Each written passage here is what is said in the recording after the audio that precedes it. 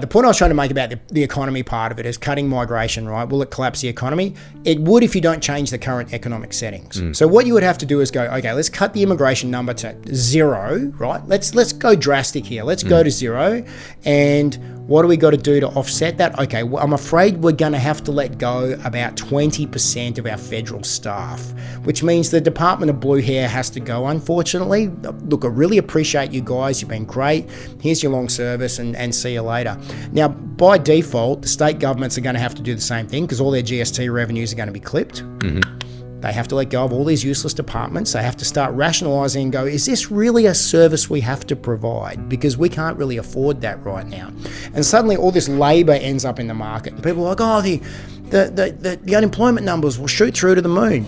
Well, they actually won't, because what's going to happen is the businesses that can't find people at the moment. There they are. They found someone. We've actually found someone who can now answer the phone and write these emails and do this shit for us, right? So we're going to bring those people back into the workforce. And then all the other shit we can't afford, like the green ideology, all the subsidies for that, they're all going to go as well, because you can't afford that anymore. Yeah, and watch the green energy sector fall over. It'll fall over in a heartbeat. So then we overnight. We have to revert then back to an energy source that we have abundance of at the cheapest rate, which is coal and gas. Unbelievable, right? So suddenly we start pumping in all of these energy sources that we have an abundance and we can actually afford, which will bring prices down. There'll be some pain for a while. Don't get me wrong here. I'm not saying this is going to be an easy transition, but if we're going to plan for the next 5 years and do this properly, then we need to structurally change the way everything works in Australia with regards to things like our resources, our taxation system,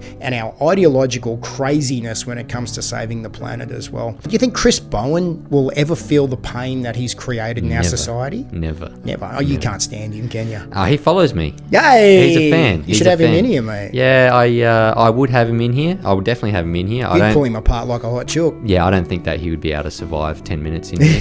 Especially when I started hitting him with a few facts. Albanese as well. I've always said I would always have Albanese, I would have Penny Wong in here. I've had right-leaning politicians in here. Yeah, I absolutely. would definitely have left-leaning politicians in here. And you've asked hard questions. I watched your interview with Katter and Hasty, mate. Look, you didn't just let them have the floor. You asked hard questions. Yeah. I asked questions of what Australian people should be asking these questions. Yeah, what they should be asking. But I reckon they wouldn't make it 10 minutes. No, don't reckon. I don't reckon they'd make it 10 minutes. Well, they don't take questions from the public, right? Let's face it. It's too exposing.